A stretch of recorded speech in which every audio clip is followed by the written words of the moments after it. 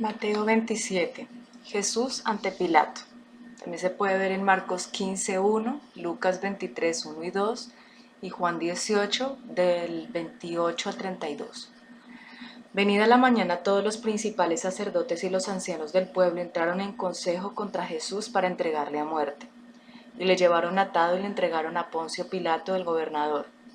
Nota: los romanos habían retirado a los judíos el derecho de aplicar la pena capital, de manera que Pilato era quien tenía que pronunciar la pena de muerte. Muerte de Judas, versículo 3. Entonces Judas, el que le había entregado, viendo que era condenado, devolvió arrepentido las 30 piezas de plata a los principales sacerdotes y a los ancianos, diciendo: yo he pecado entregando sangre inocente. Mas ellos dijeron: ¿qué nos importa a nosotros? Allá tú. Y arrojando las piezas de plata en el templo, salió y fue y se ahorcó. Los principales sacerdotes, tomando las piezas de plata, dijeron: no es lícito echarlas en el tesoro de las ofrendas, porque es precio de sangre. Nota: la ley prohibía obtener dinero sobre la base de que sería entregado al templo. Deuteronomio 23:18. Versículo 7. Y después de consultar, compraron con ellas el campo del alfarero para sepultura de los extranjeros, por lo cual aquel campo se llama hasta el día de hoy campo de sangre. También podemos ver la nota a Hechos 1:18, versículo 9. Así se cumplió lo dicho por el profeta Jeremías cuando dijo: y tomaron las 30 piezas de plata, precio del apreciado según precio puesto por los hijos de Israel, y las dieron para el campo del alfarero como me ordenó el Señor. Pilato interroga a Jesús, también lo podemos ver en Marcos 15 del 2 al 5, Lucas 23, 3 al 5, Juan 18 del 33 al 38, versículo 11.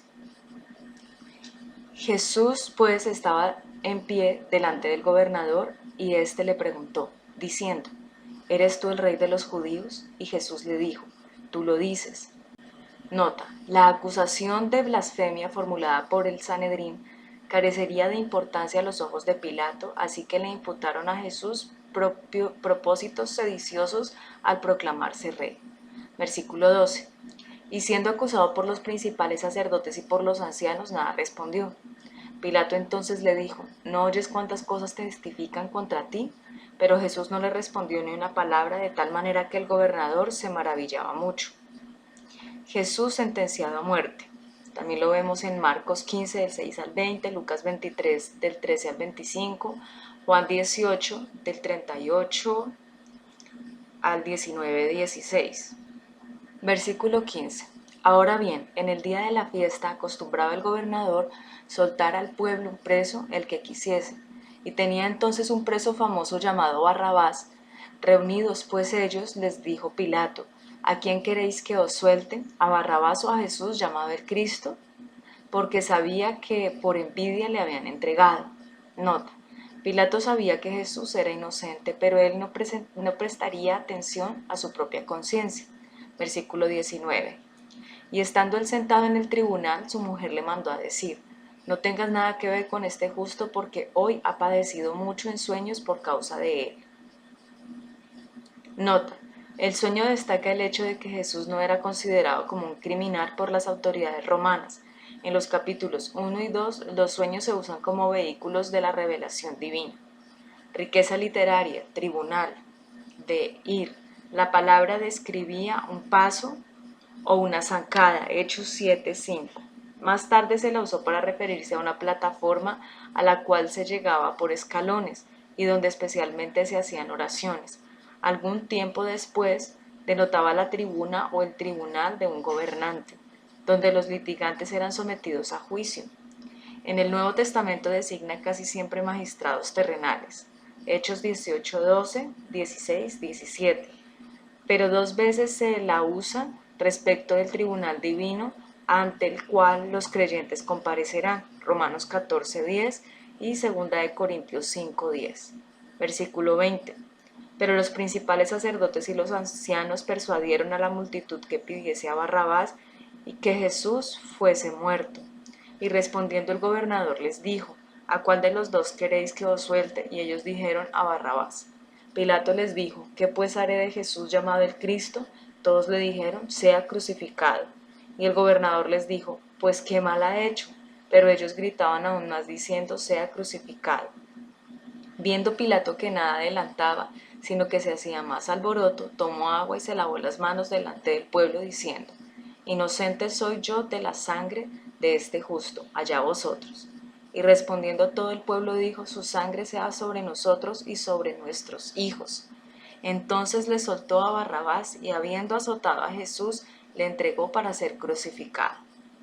Nota: las víctimas de azotes eran desnudados y amarrados a un poste, luego eran golpeados sin misericordia con un látigo fabricado con tiras de cuero trenzadas, cada una con pequeños pedazos de metal o hueso adheridos y con fragmentos de plomo atados a la punta. La flagelación arrancaba fragmentos de carne a las víctimas, muchas de las cuales no sobrevivían al tormento. Versículo 27. Entonces los soldados del gobernador llevaron a Jesús al pretorio y reunieron alrededor de él a toda la compañía. Nota: el pretorio era la residencia oficial del gobernador. Versículo 28.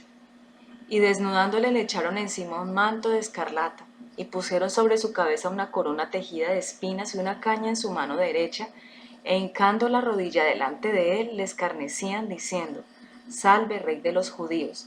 Y escupiéndole tomaban la caña y le golpeaban en la cabeza. Después de haberle escarnecido le quitaron el manto, le pusieron sus vestidos y le llevaron para crucificarle. Crucifixión y muerte de Jesús. También lo vemos en Marcos 15, 21 al 41 y Lucas 23, 26, 49, Juan 19 del 17 al 30. Versículo 32. Cuando salían hallaron a un hombre de Cirene que se llamaba Simón. A este obligaron a que llevase la cruz. Nota: dinámica del reino, la naturaleza transcultural de la palabra y la obra de Dios, valor humano. Este texto nos recuerda que diferentes culturas estaban representadas en el Calvario y en la iglesia. Primero, Simón. Sabios de todas las épocas se sentirían honrados de permitírseles cumplir la tarea que le fue encomendada a Simón de Cirene, un hombre negro del noroeste de África. Ya haya sido voluntariamente o no, manos negras se extendieron para ayudar al Salvador a llevar su cruz. Segundo, el eunuco etíope de África, Hechos 8:26. Fue el primer gentil convertido cuyo nombre se menciona en el libro de los Hechos de los Apóstoles. La historia reporta que regresó a Etiopía a fundar la iglesia cristiana de Abisinia, la cual existe hasta el día de hoy. Lucas 10:33, Primera de Pedro 1:18 al 19. Versículo 33. Y cuando llegaron a un lugar llamado Gólgota, que significa lugar de la calavera, le dieron a beber vinagre mezclado con hiel, pero después de haberlo probado no quiso beberlo. Nota: las víctimas que iban a ser ejecutadas generalmente recibían vino mezclado con mirra para adormecer los sentidos. Véase Proverbios 31:6. El rechazo de Jesús no solo estaba en correspondencia con su oración 26:39, 41, 42, sino con su decisión de no evadir nada de lo que contenía la copa que le ofrecía el Padre. Véase 20:22, versículo 35. Cuando le hubieron crucificado, repartieron entre sí sus vestidos, echando suertes, para que se cumpliese lo dicho por el profeta: partieron entre sí mis vestidos, y sobre mi ropa echaron suertes. Nota: la costumbre romana era desnudar a las víctimas y permitir a los soldados quedarse con las ropas, lo cual en el caso de Jesús representó el cumplimiento de lo que dice el Salmo 22:18. Versículo 36. Y sentados le guardaban allí, y pusieron sobre su cabeza su causa escrita: Este es Jesús, el Rey de los judíos. Nota: véase la nota Juan 19:19 al 22. Versículo 38. Entonces crucificaron con él a dos ladrones, uno a la derecha y otro a la izquierda, y los que pasaban le injuriaban meneando la cabeza y diciendo: Tú que derribas el templo y en 3 días lo reedificas, sálvate a ti mismo. Si eres hijo de Dios, desciende de la cruz. De esta manera también los principales sacerdotes, escarneciéndole con los escribas y los fariseos y los ancianos, decían: A otro salvó, a sí mismo no se puede salvar. Si es el Rey de Israel, descienda ahora de la cruz y creeremos en él. Nota: no podía salvarse a sí mismo y ser salvador de otros. Versículo 43.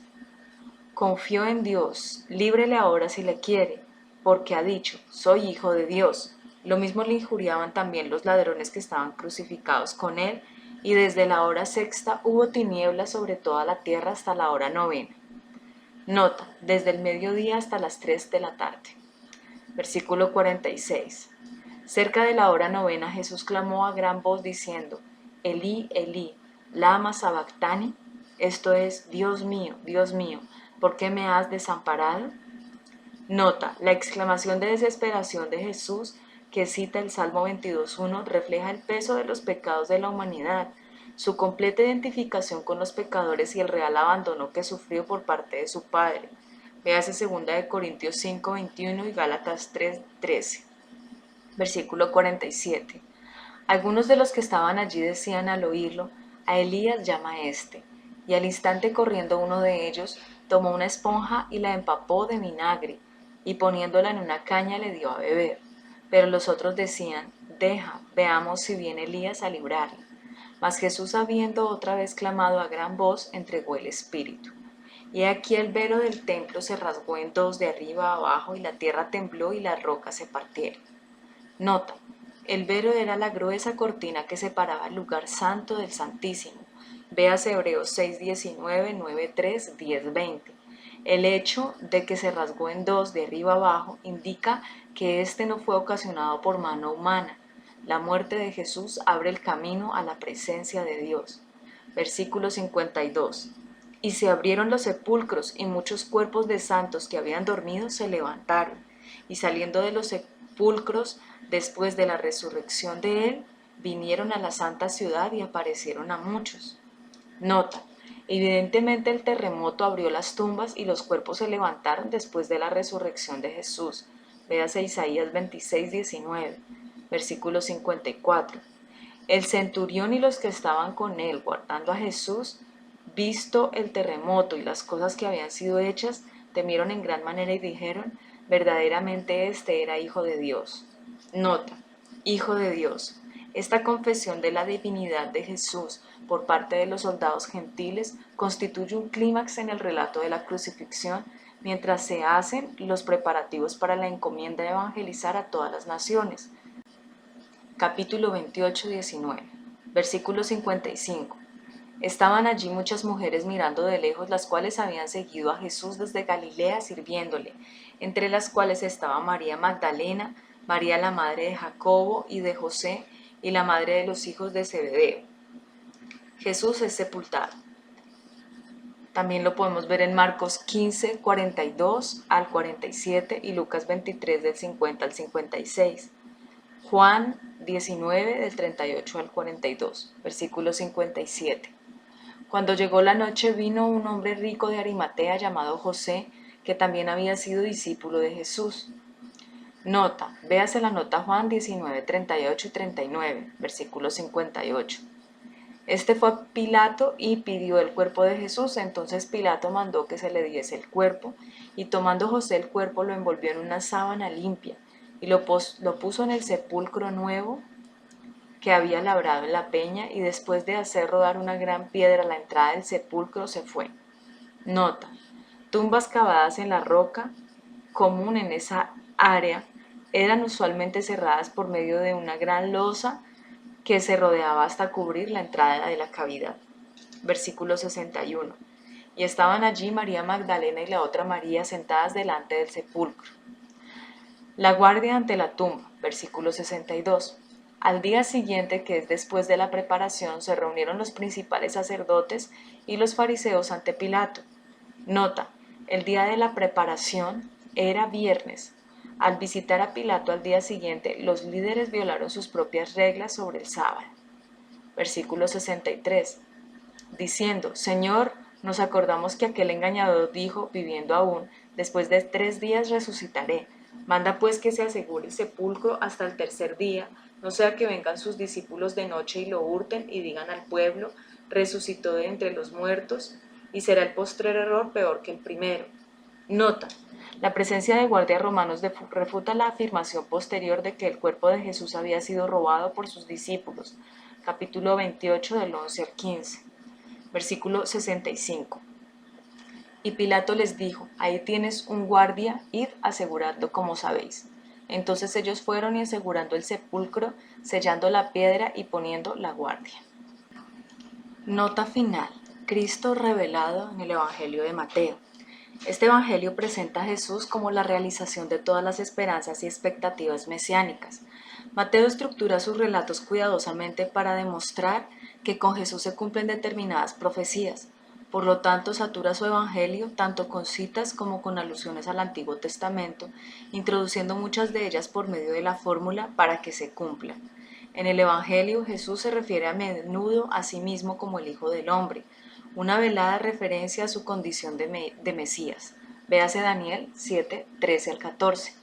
El término permitía a Jesús no solo evitar los malos entendidos comunes que suscitaban los títulos mesiánicos más populares, sino que le capacitaba para interpretar tanto su misión redentora, capítulo 17, 12, 22, 20, 28, 26, 24, como su regreso en gloria, 13, 41, 16, 27, 19, 28, 24, 30, 44, 26, 64.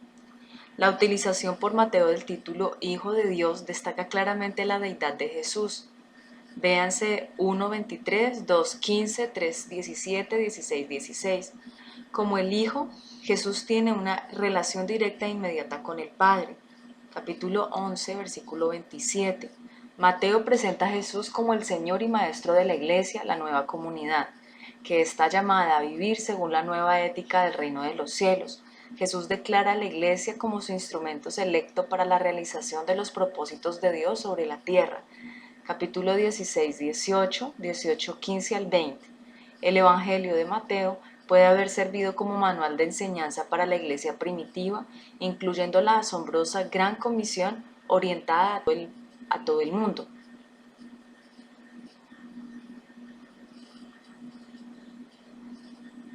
Versículo